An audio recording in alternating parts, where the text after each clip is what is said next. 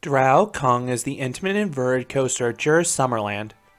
This is a unique coaster towing the line between family and thrill coaster, as it is a shockingly forceful ride. But is it too rough for its own good? Find out in this review of Drakoong. After the success of both Piraten and Juvelin, Djurs Sommerland went back to Intamin for another coaster in 2017. Costing €12 million, Drakoong was technically a prototype. It was Intamin's first family suspended coaster, which had a lot of similarities to the Vekoma suspended coasters found across the globe. Drakoong's presentation is top-notch for both those experiencing the attraction and those around it. The coaster is placed in the Wild Asia section of the park, and it looks fantastic. It starts with an ornate entry archway with some dragons. The name translates to Dragon King after all. The ride's track is a beautiful shade of red, and you can get really close to this coaster. It serves as the backdrop for the pathway into the Wild Asia section. Then it also is a real presence as you enter the park. The lift was placed to the left of the main entrance, and it looks every bit as large as its posted 98-foot or 30-meter tall height. This location gets guests hyped for their day, and many guests make this coaster their first stop. This causes the queue line to spike shortly after opening. In the summer, it's not uncommon to see this line reach the 40 to 60 minute mark during the first 2 to 3 hours. Therefore, unless you're one of the first people in the park, I would advise returning to this coaster in the mid-afternoon once crowds have moved further back in the park. By then the line should be a much more manageable 15 to 20 minute wait even in the summer. The queue line can move slowly due to the ride's limited throughput. Operations are very fast thanks to the simplistic restraints, and stacking was uncommon. But the ride runs just 2 trains that each seat 14 riders.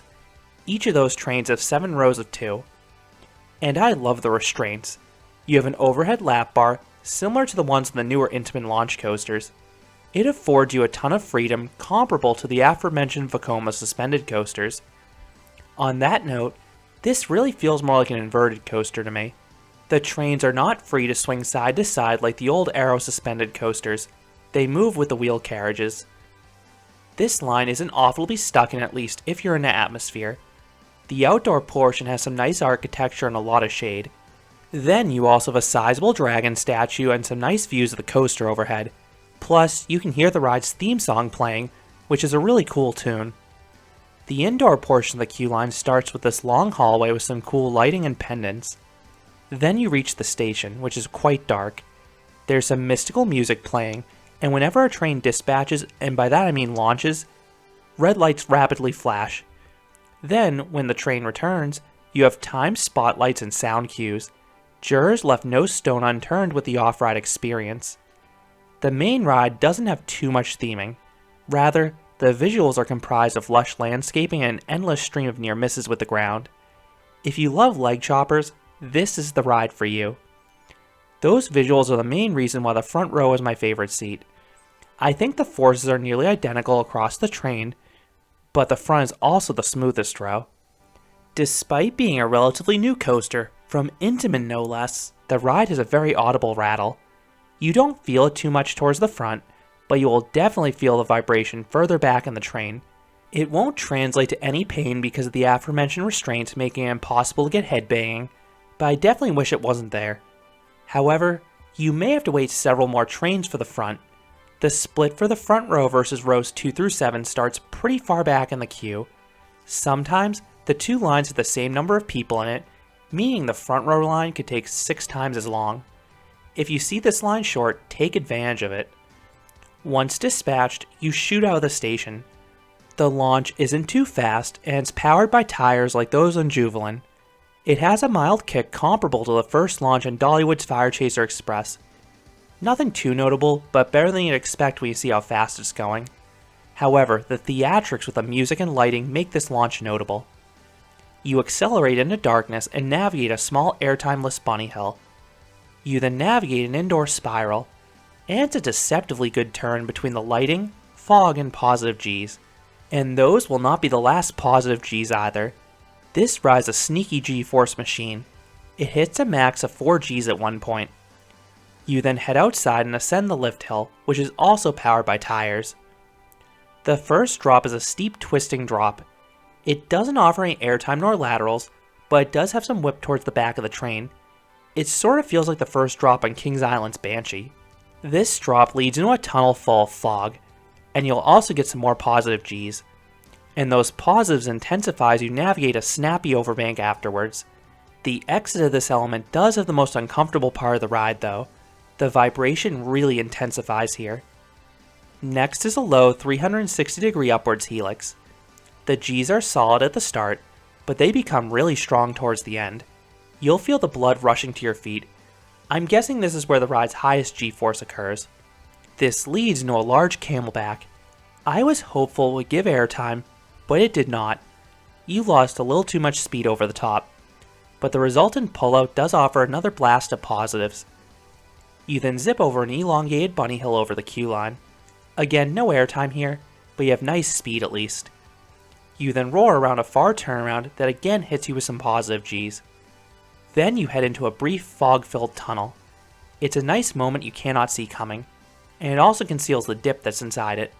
No airtime here, but it is sudden. You then twist upwards over the station and queue line.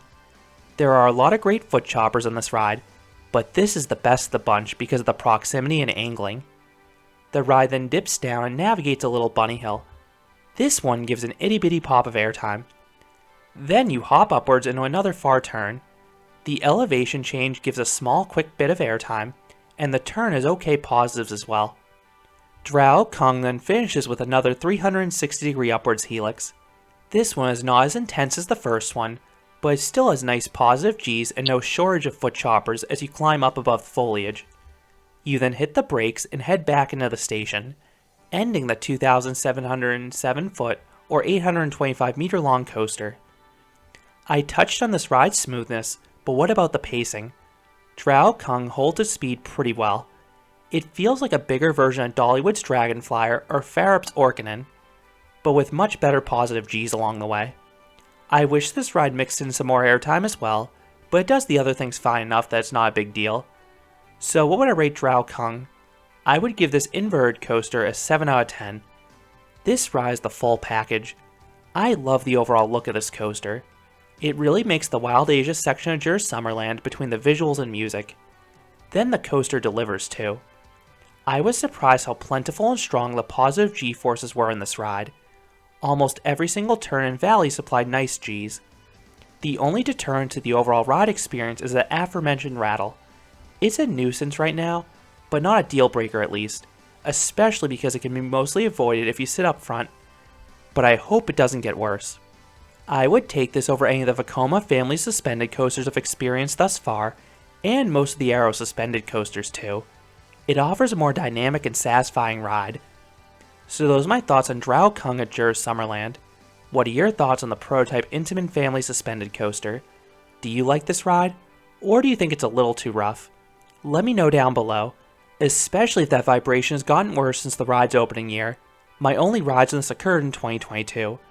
If you enjoyed this review, I'd appreciate it if you gave this video a like, and you consider subscribing, because there'll be a lot more roller coaster and amusement park videos here at Canopy Coaster. Thanks for watching.